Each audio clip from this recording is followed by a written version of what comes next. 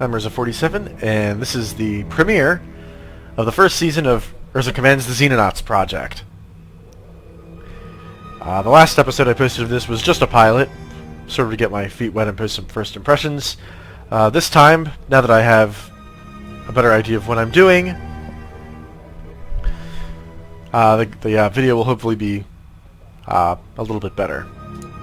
So let's just jump right in. If you've seen the pilot, then you already know what the basic premise of the game is.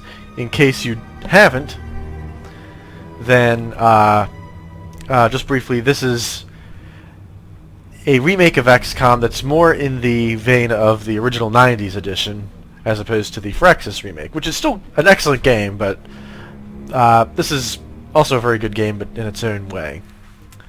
And I'll sort of explain the differences from the Firaxis version as we go. Iron Man, as usual, I'll play on Veteran because I've played similar games before, but I'm not insane. And explanatory tooltips, because I have not gotten to the end of this game yet. There's probably quite a few of those I have not yet seen and will need to see because I'll require instruction. Just like in the Firaxis game, you have to pick where you're going to put your first base. And last time I put it up here in Egypt. But with a little bit more experience, I'm beginning to think that I would be better served. The same general region here. I like trying to get Northern Africa, the Middle East, Europe, and the Soviet Union, and possibly some of Southern Africa and Indochina as well. I think I'm going to put it more in the Middle East. Let's say somewhere around Israel. The reason for that is this radius around the base is your radar range. You're going to be able to detect any UFO that enters that radius, more or less. However, you can build some structures inside your base to expand that radius. Thus, if I put it over here in the Middle East, as the circle expands westward, I'll actually be able to get the rest of Europe and Great Britain and all of that. And as it expands eastward, I'll actually be able to get good coverage into Indochina. So actually, instead of Israel, I can put it further eastward and put it into, say, Pakistan. Or Iran. Just because of how centrally located it is. Like, I already have coverage of much of the Soviet Union, all of the Middle East, and much of Northern Africa, and some of Indochina as well. And as the radius expands, I can get into more of Europe, more of Indochina, and more of Southern Africa. Additionally, I'm probably going to build a second base early on to cover the Americas. There's 3 regions: North America, Central America, and South America.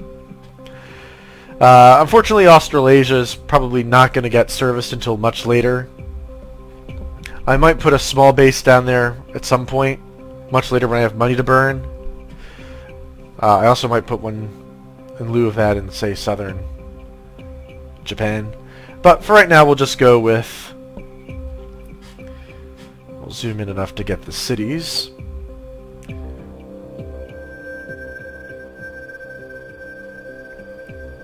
Actually, we'll go southward a little bit.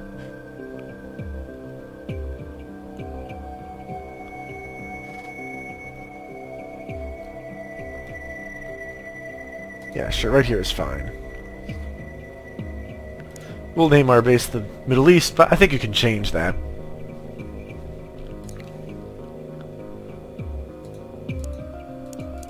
Maybe you can change that. Who cares? Anyway, so this is the base structure. Last time I built, quite early on, a second laboratory and a bunch of scientists to man it. This time around, I'm thinking maybe that's unwise. I'm kind of worried about falling behind on research, but I'm more worried about falling behind on money. And instead of buying more scientists, I'm thinking this time around I'm going to buy more bases and more interceptors. So first and foremost, let's go shopping. Let's start by buying a second radar array.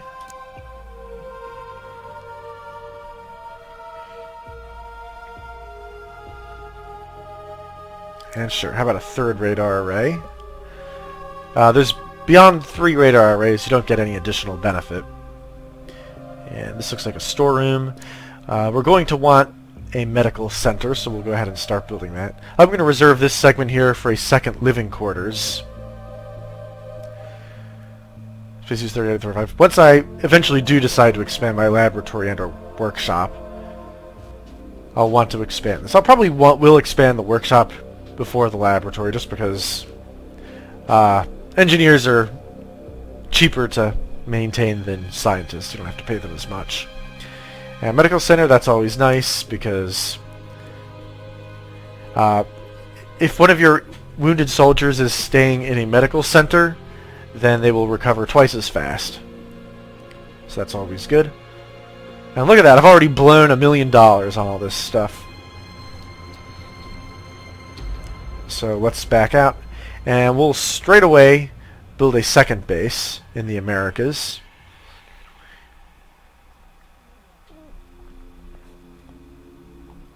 And we'll put it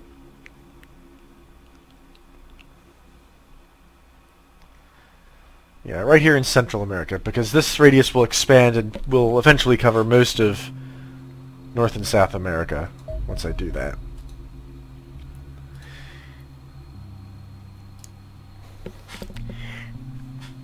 But this doesn't actually have a radius to start with, because it doesn't start with a radar. It takes 10 days to build a radar. How much does it take for a hangar? 5 days. Yeah, we'll start building these radar arrays straight away. But I can only afford... Oh, I can't build any yet because this isn't finished. But I'll only be able to afford one. So that's just where my money's going to go later on. Alien invasion, we're already researching that. That's sort of the entry-level tech before you discover anything. And I've already taken the liberty of renaming everyone in the squad. We have LV Override, B. Kerrigan, The Sparky, Sai Says Plago, Crimson Fox, Tarrant, Saberwolf Raid, Johnny Warp Zone, and Miraria.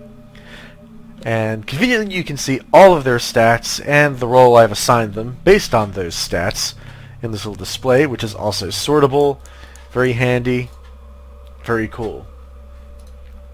Yeah, nothing in the store. We don't have any vehicles. We have some interceptors with autocannons and sidewinders.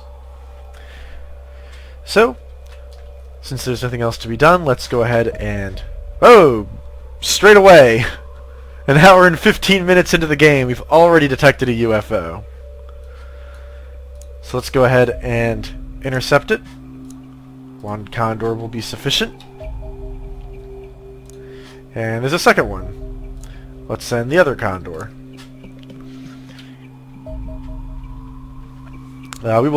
You can control these interceptions manually, but for the interest of time, we'll just auto-resolve this one. So we've shot it down. It's down to 20% ammo, 94% fuel, so we'll return to base to rearm. There is a crash site there. Unlike the pilot episode, I will try to be more mindful of day versus night. And given a choice, I will always avoid nighttime missions. So we'll wait a few hours for the sun to shine over this crash site before we send our Sky Ranger over. And you'll see these things, like this is an abduction. Local forces report 7 killed and 20 presumed abducted. And that 27 people dead and missing will get added to this tally here. And that will affect, in turn, what my monthly income is going to be. See, that abduction just cost me $9,000 in the Soviet Union. As opposed to the Middle East, where I shot down this UFO and earned $17,000 for that. Now, he's going to turn around once he hit... Oh, go to last known position. Yeah, needless to say, once the... this radius is the detection radius. You can actually track a UFO you already know about a little bit beyond this radius, but this craft went beyond that extra radius. But you can still sort of guess where they are just because, like, this is a UFO sighting. The civilian authorities will sometimes sight UFOs and give you these warnings. You can also detect them based on their abductions or other sort of nastiness. Yeah, it's UFO 3. That's actually a different one than the one we're tracking. So we'll just redirect it. And incidentally, our first Condor is ready once again. And we will auto-resolve that. Return to base. And now Europe is giving me $23,000 because I shot down a UFO in their airspace. Meanwhile, the Soviets are still going to cut my funding. If their funding gets all the way down to 0 in a given region, that region will leave the council and not give you any money for the rest of the game. And eventually, if enough regions do that, you'll lose the game. Okay, so this is a desert map, and this is going to be an Arctic. Yeah, Arctic. Middle East terrain.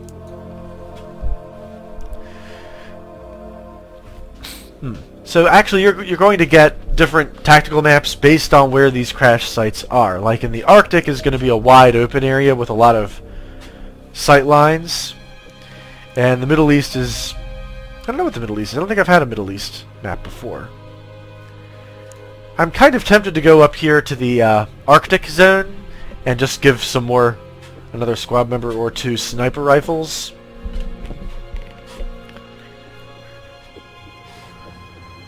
But no, we'll go ahead and take this one. There's also the option, if you don't want to do a conventional tactical mission, you can just airstrike it and get some cash for it. The game does not actually expect you to undertake all of these crash site missions. But clearly the first one we want to, because we want to get some of those cool alien artifacts so our eggheads can begin studying them.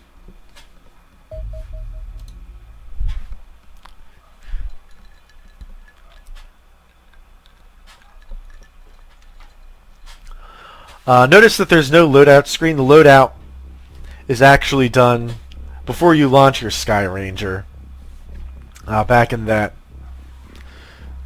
list of soldiers that I think I'm probably not showing on this video, but you'll see more of that in episodes to come. So just like before, our objective is to locate the UFO, kill the aliens that are around it, and secure the area. And so right away we see 2 civilians here, one of whom is armed and the other is unarmed. These guys are just going to sort of hang around. The armed guy, they're not going to shoot me. They're going to try to shoot the aliens if they see them. But they serve 2 functions. First of all, they can potentially be bullet magnets for the aliens.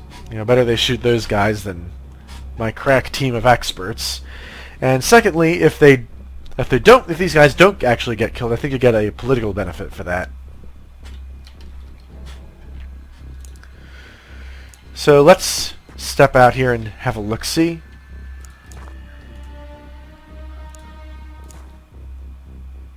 Okay, that's the edge of the map over there.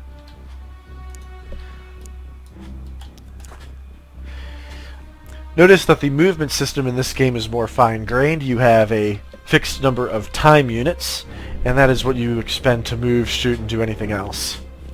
The shooting, how many time units it requires, is shown here on this time unit reserve, and you can use this, like say, I want to reserve time units to make a normal shot. It will not let me move these yellow spaces because I'm reserving that time to shoot on the opponent's turn. That's basically putting me on Overwatch. If I use this, I'm basically making a blue move rather than a yellow move. And these red spaces I can't get to at all. We'll move this guy out to...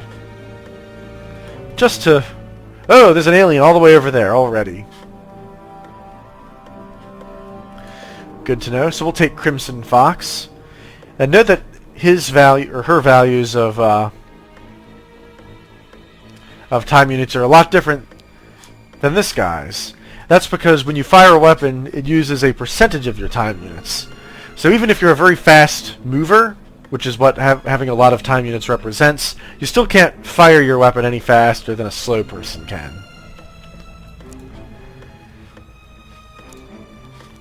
And these are all these stats. Let me just go over these briefly. Time units, how fast you can move.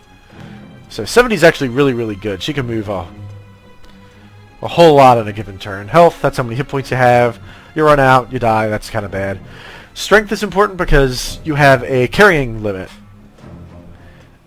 Here, right now she's carrying 16 kilograms. If that exceeds your limit based on your strength score, you will begin taking penalties. Your time units will go down.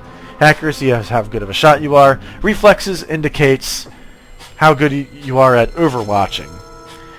Basically what that means is you don't automatically take a shot as soon as you see an alien when you have time units left over to take a shot.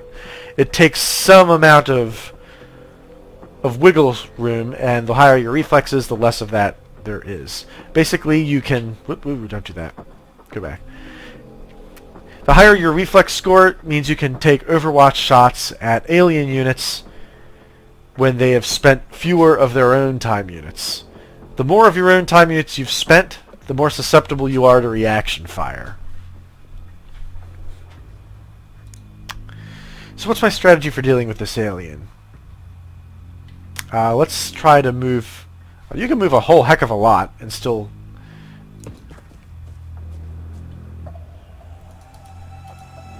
Okay, so you can do all that, and you can kneel. Kneeling both makes you more difficult to hit, and it increases your accuracy. And we'll go ahead and take an aimed shot, which is 95% is as close to a guarantee you'll get in this game. You cannot exceed 95% to hit, actually. And see, that was a reaction shot, but he missed.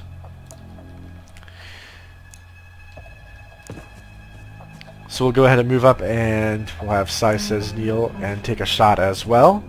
Notice because he's not as fast as Crimson Fox, he doesn't have enough time units to take an aimed shot. He can only take a normal shot, which is not as accurate as an aimed shot, and it missed. Unfortunate. Shotgun seems nice in theory, but he's too far away to effectively use a shotgun. So we'll have Raid head up. And he can shoot over the head of these units that are kneeling in front of him. But he's a crummy shot and only 32% to hit. Yeah. Hopefully this alien will decide to shoot these civilians here instead of my guys.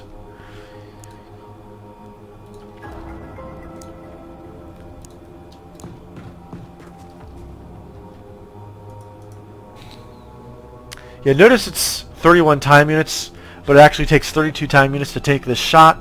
That's because it takes one time unit to rotate yourself 45 degrees. So he's actually looking in this direction. If he has to actually turn in order to shoot this alien, that will take a time unit, thus making it take a total of 32. So instead we're going to kneel to increase this 40% chance. That increases it to 48%. There we go, dead alien. Alright, we'll have our shotgun guy. Head over here.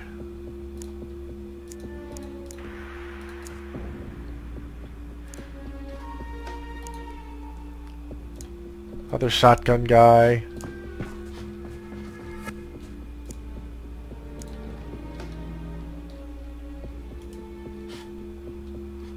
Okay, this little area here looks clean. And Mararia is our machine gunner. She'll move up as well. The thing with machine guns is you cannot... Firing one consumes a lot of time units. You cannot move very far and still be able to fire in that same turn. So for that reason, you want to try to position your machine gunners in a relatively stationary position and support with fire from that position. Okay, everyone's moved. We'll go to the next turn.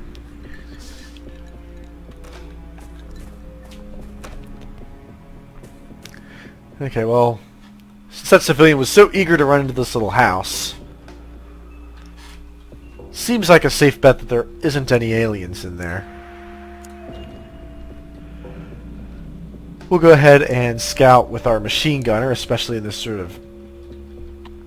of dense urban area.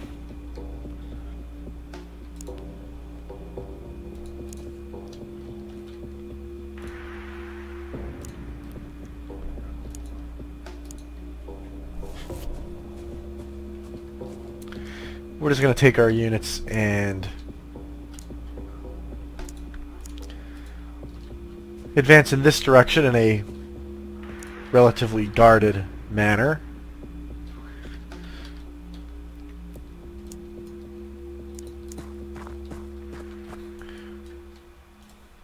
We'll have B. Kerrigan here, just to make sure no aliens try to sneak over in this direction while the rest of our squad moves down through this town area.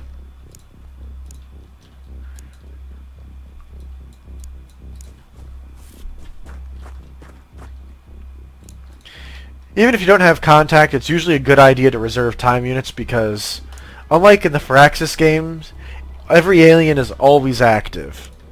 And if they see you, they will shoot at you, even if you can't see them. So for that reason, it's very important to be prudent and careful. Okay, our sniper is going to be it's kind of awkward to use here. So instead, we'll position him over here. Incidentally, everyone in this game has squad sight effectively. You can only see yourself so far. However, say, if I had somebody way out here, and there was an alien over here, even though this guy can't see him himself, you can still fire at it because there's somebody spotting for you.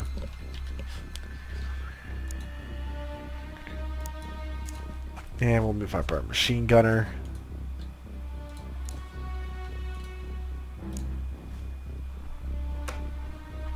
Oh! There's an alien over there. And my units are already returning fire because I was careful enough to reserve time units for that.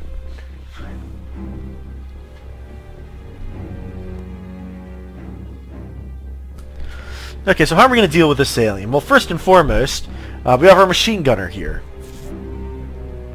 So we'll go ahead and kneel and begin firing straight away. And it's dead. Very good.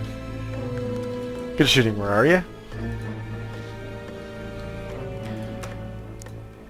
We'll just go ahead and make sure there aren't any aliens hiding in here. There aren't. Very good. Always pays to clear these interior areas, just so. And this place is probably clear because I know there's civilians in there, and I haven't heard them getting shot and murdered. So that seems as safe a bet as any.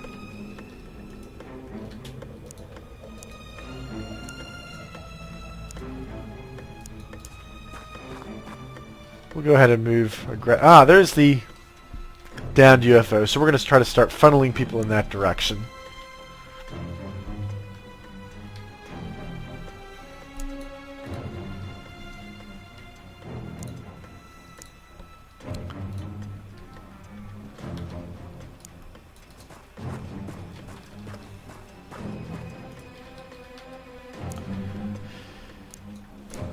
We're just moving people in the direction of the UFO.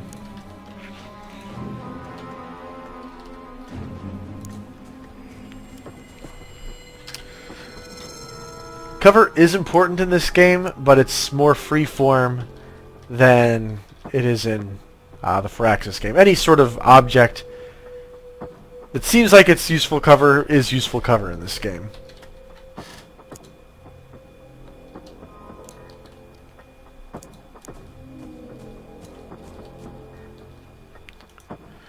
And we'll leave our sniper here. And we'll have one rifleman over here. Just sort of scope out this area. He'll sit here for a couple of turns, I think, and if he doesn't see anything, he'll move over and rejoin the rest of the squad.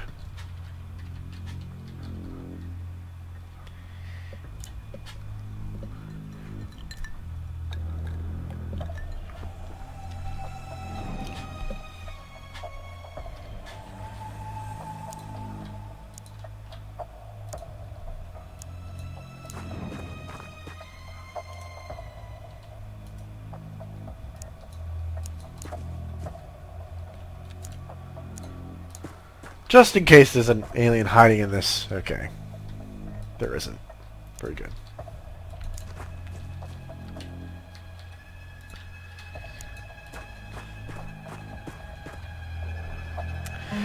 Even if when you're approaching this door, the aliens will sometimes open this door and emerge from the UFO, and if that happens, you want to be ready for it. And you can actually shoot by clicking on the weapon at just at terrain, or even your own guys if you want to. But this is a good way just to check line of sight and to check how likely you are to hit things at any given. So like if I aim too far down here, now that this corner is blocking it. But from this position, I have a clear line of sight to this door, to over here in case an alien decides to poke his head around there, and of course to all of this. And this corner also gives me cover in case an alien wants to. So hypothetically, well, actually that's too extreme an angle, but if an alien over here were to try to shoot at me, I think this corner would give me a defensive benefit. Sometimes this corner here will actually block the shot and prevent it from connecting.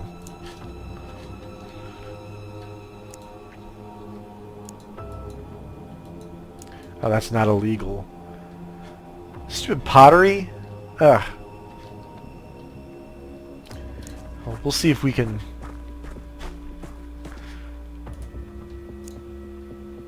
Nah, it doesn't work like that.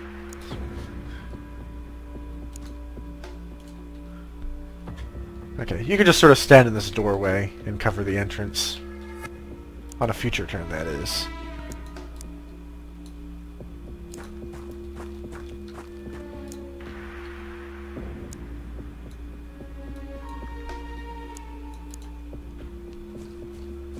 We'll head over here behind this piece of shrubbery.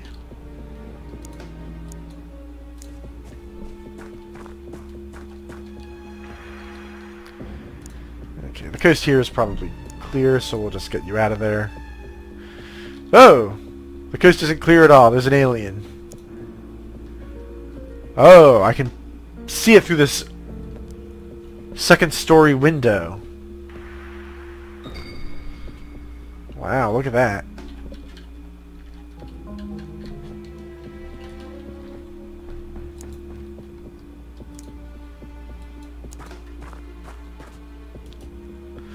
Okay, so what we're going to do about that is we're going to have our riflemen here covering this doorway, and we're going to take our shotgun people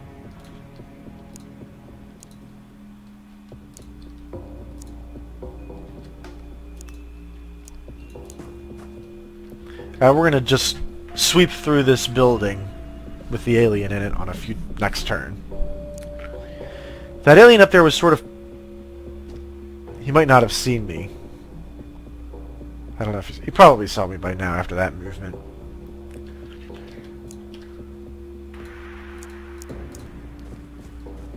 But we'll go ahead and prepare to breach this building. Yeah, there's an alien there, I can see that. That's the same alien. Yes, I can still see that.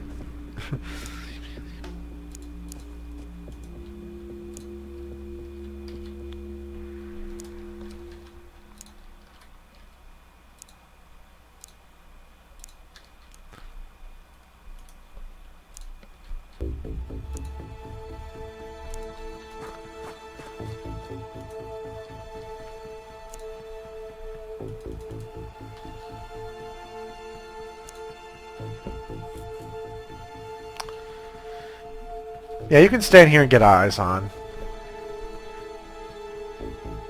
I can't actually shoot the alien because I don't have a clear line of fire. Even though I can see him, doesn't mean I can necessarily shoot him. However, the upshot of that is the alien can probably see me as well, and that will distract him from my entry team here that's all queued up ready to go in.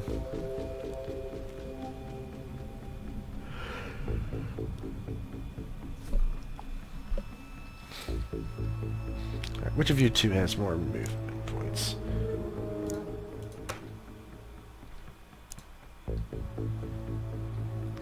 Yes, I know there's an alien there.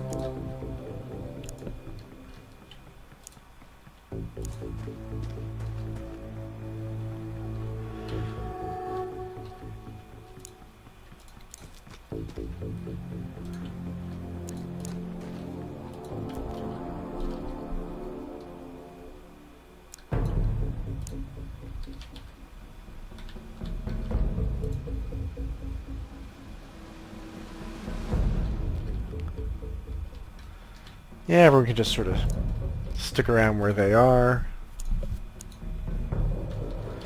While our shotgun entry team continues to head up the stairs. Oh my gosh, you can shoot at me from over the... see what I said about aliens coming out of the alien craft? Shoot him! Shoot him! You have all those time units saved up.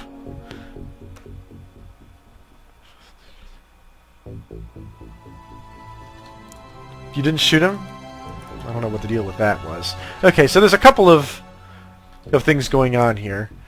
Oh my gosh, Saberwolf is in pretty dire straits health-wise. That really hurt. Yeah, I did not foresee the alien coming over here and shooting at me over this sort of balcony. But no matter. He is out of time units because of all that stuff he did, so we'll just shoot him. And you suck.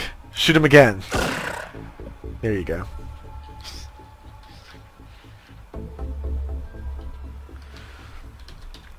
As for this guy, we have a machine gunner.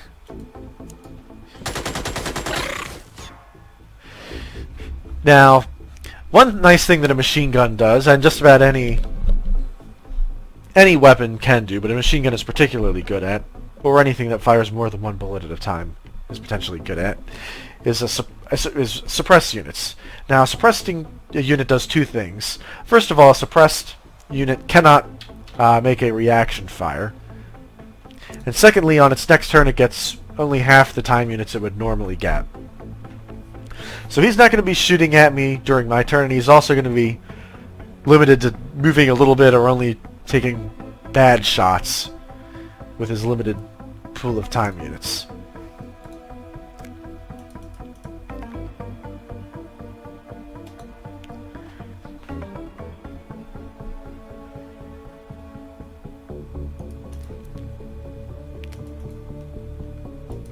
%95 seems pretty good.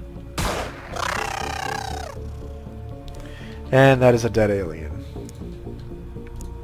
Okay, so anyway, we've cleared the house.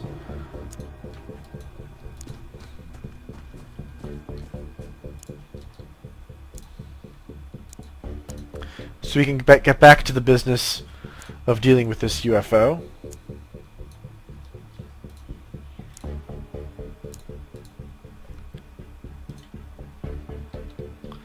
Yeah, you guys can continue covering that door in case the other alien I saw in there decides to poke his little head out.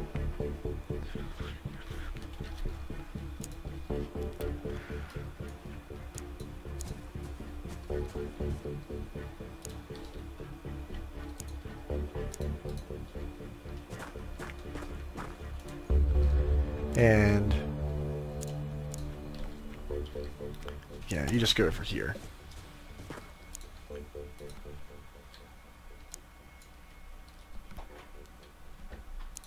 Alright, machine gunner can stay where she is. And we'll decide to sort of run over here. He doesn't have time units reserved, but that's okay. There's enough people who do that anyone who steps out that door is probably going to get shot and killed in a most brutal and efficient manner.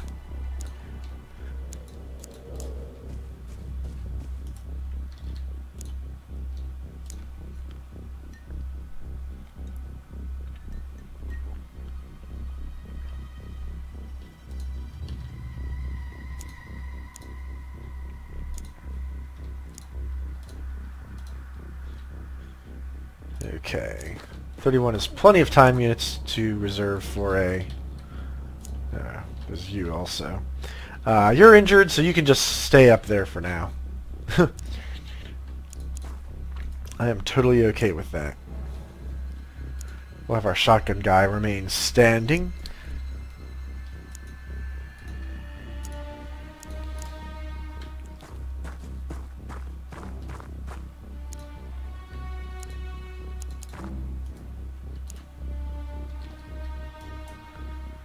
And we'll move you over here just in case an alien decides to take advantage of this opportunity.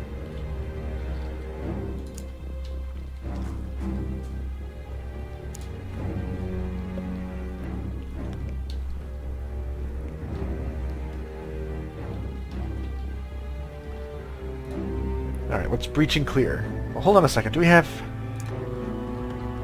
I don't think... You have a flashbang. Okay. Oh, he's just standing out there in the open. Okay, our machine gunner already has a kill. Let's try to...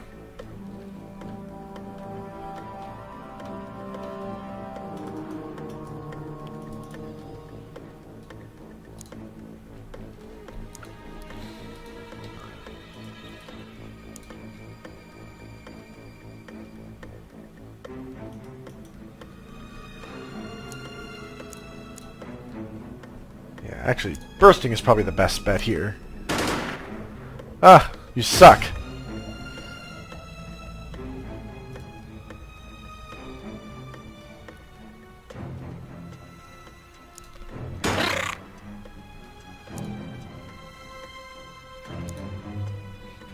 Okay, well now that he's been suppressed, I can just run up here and shotgun him. And that's the end of the mission. Very good.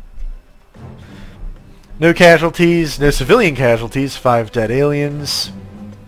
No injuries except for Saberwolf, who will be in sick bay for 18 days. And also gets the Crimson Heart for his wound suffered in action. Items recovered, we get the Light Scout Data Core, some alien alloys, a Kasian Guard corpse, actually 5 of them, plus however many died in the crash. Some alien plasma pistols and rifles. There here, guard corpses 3, non-combatant corpses 2. And the things that aren't immediately useful, the plasma batteries, pistols, and rifles. All of that can be sold for money, in this case $27,000. And some stuff we can research. But we'll wait for the alien invasion to finish. And now that I'm thinking about it, we have 5 more units of lab space. So let's go ahead and hire 5 more scientists to fill out our laboratory. Although these 15 scientists are going to end up costing me $150,000 a month. Because you have to pay them $10K every month, each scientist. And they can get expensive if you have a lot of them. Well, that'll do it for this episode of Urza Kavan's The Xenonauts Project. Join me next time when we're probably not going to go to that crash site.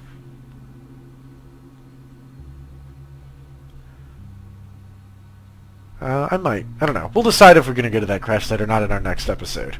I'll see you then.